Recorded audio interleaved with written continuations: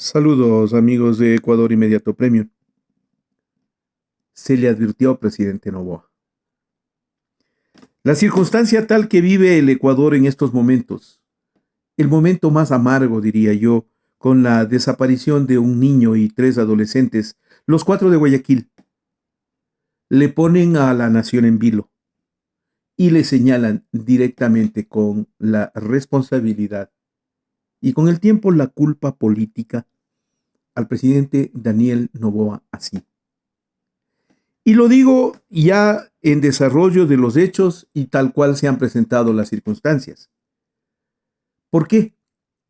Porque el mandatario ecuatoriano asumió desde un primer momento, a un mes de posesionado del cargo, la opción de declarar el conflicto armado interno en el país y sacar a los militares a la calle. Esa fue su primera gran acción que lo vuelve responsable. Sacar a los militares a la calle. La segunda, el haber convocado a una consulta popular en la cual les ponía en el mismo nivel de actuación a militares y policías en el control de la seguridad en las calles.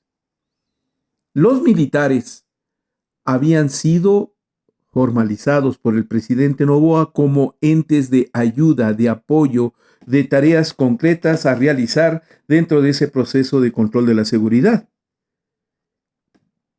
Segunda responsabilidad. La tercera, el mandatario, en una serie de acciones, de campañas, de mensajes, de acciones propias del régimen, ha defendido la necesidad de sacar a los militares de la calle y de ponerlos en el control de la seguridad.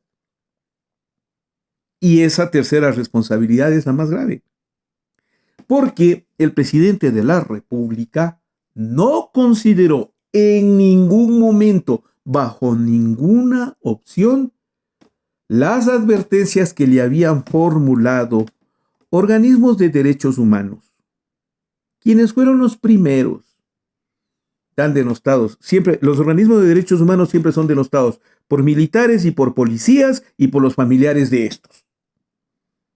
Pero frecuentemente son porque los organismos de derechos humanos se encargan en denunciar los abusos, atropellos y crímenes de militares y policías en cualquier parte del mundo. No es excepción solo el Ecuador.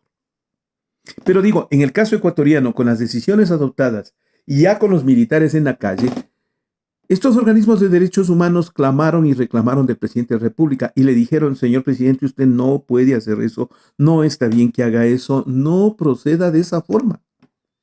Y el presidente de la República no hizo caso de esa primera gran advertencia. La razón que los militares y los policías estén en la calle es por el crecimiento y avance del crimen organizado, las condiciones de inseguridad que vive la nación y porque consideraba que eran efectivos, especialmente en ciertos sectores, como por ejemplo en el control de las cárceles. A los militares se les puso en una condición permanente, no como auxiliares de la policía, porque a la policía le corresponde sí el control del orden público y la seguridad las 24 horas del día. A los militares no. Los militares están entrenados para una condición de guerra. Y ese es el problema, señor presidente. Se le advirtió, los militares están condicionados, su entrenamiento, su capacitación, su formación está dada para enfrentar al enemigo externo. Todo aquel al que le enfrenta es su enemigo. Mientras que para el policía el ciudadano es el infractor, para el militar el enemigo no es un infractor solamente, sino un ser humano considerado digno de ser destruido, porque al enemigo hay que neutralizarlo y destruirlo. Ese conflicto es el que el señor presidente Noboa botó a la calle, sacó a los militares. Los militares como tal salieron a cumplir consignas armados de forma impresionante, con el armamento pesado con el que siempre están, fusiles, y equipos, más toda una serie de elementos o pertrechos militares que hacen parte de su uniforme y equipamiento diario. Y lo salieron a usar. Y entonces, una vez que comenzaron los problemas, una vez que comenzaron a denunciarse los abusos por parte de los militares, se llegó a descubrir que el grave problema era que ellos no están preparados para enfrentar un conflicto de orden legal. Ellos están preparados para neutralizar al enemigo y punto, para eliminarlo y punto. No pasa por las leyes. Y da la casualidad de que el problema es exactamente reflejado en este caso de los chicos de Guayaquil, ¿sí? Del niño y los 3 adolescentes. Qué grave, qué crítico es que hayan sido capturados, según los militares, en un operativo sorpresa al que les tocó acudir y del cual no tiene justificación alguna. 2, optaron por capturar a los 3 adolescentes y al niño, aplicándoles técnicas o tácticas militares. Porque en el momento en que le reciben de manos de un civil al menor de todos ellos, ocurre que le ponen contra el suelo, el pie en la garganta, le apuntan con el arma y ellos dicen para que no les reconozcan, para que no les vean. Pero si están con los rostros tapados, ¿en qué momento se les lee a los menores alguna norma que justifique su detención? Los militares no lo hacen. Luego, qué grave, se llevan a los adolescentes y al niño infractor, supuestamente según ellos. Pero no lo reportan a la policía, nunca les entregaron a la policía. ¿Es que acaso no les dijeron? Porque protocolos sí hay. Los militares saben que si capturan a una persona, deben proceder a entregar a la policía. Ellos no pueden quedarse, ni pueden llevárselo a un cuartel como lo han hecho. Se lo llevaron a Taura. No, los cuarteles no son centros de detención de civiles, no son centros de detención ni siquiera de los propios militares, para finalmente justificarse en que los soltaron sanos y salvos, cuando no tenían autoridad para liberar a un detenido. ¿Quién les autorizó?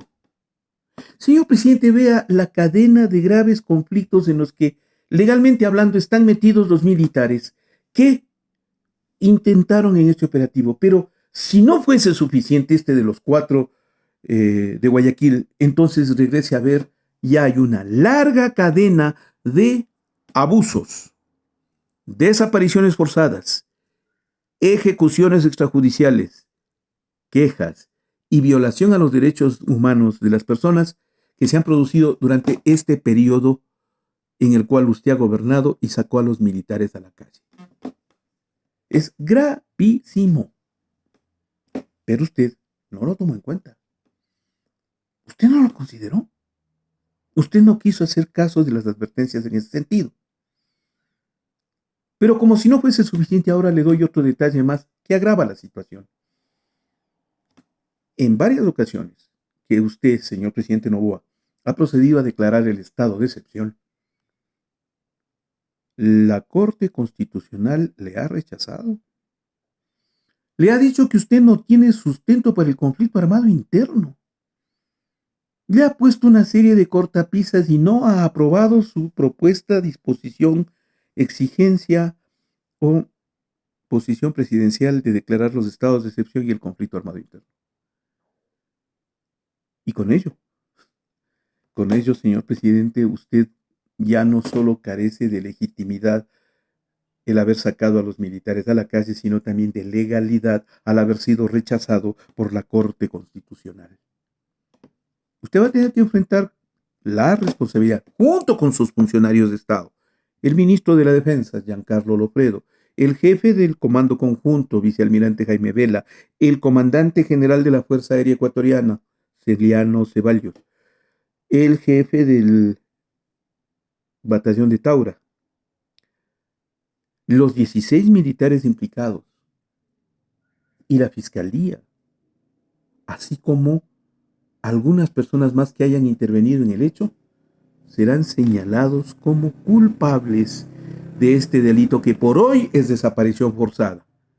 Si los menores son los que se está este momento investigando en los cadáveres que fueron encontrados en el río Taura, pasa a un hecho más grave: ejecución extrajudicial, delito de lesa humanidad, por lo que han caído gobiernos, presidente Novoa. Pregúntele al presidente Lugo. Pregúntele al presidente Lugo. Creo que es agravante la situación. Esta será la última vez que le digo en este año, Ecuador Inmediato 20 años. Sí, los cumplimos. A lo largo del 2024 los cumplimos. Yo le quiero agradecer tanto lo que ha hecho por nosotros usted, al mantenerse, al afiliarse, al estimular a que más gente se afilie a nuestro sistema y sobrelleve nuestros mensajes como una forma de construir país. Gracias por todo. Quizás la mejor respuesta que yo le tengo a usted siempre será, más allá de un feliz 2025, es: sigamos luchando por la vida. Bendiciones.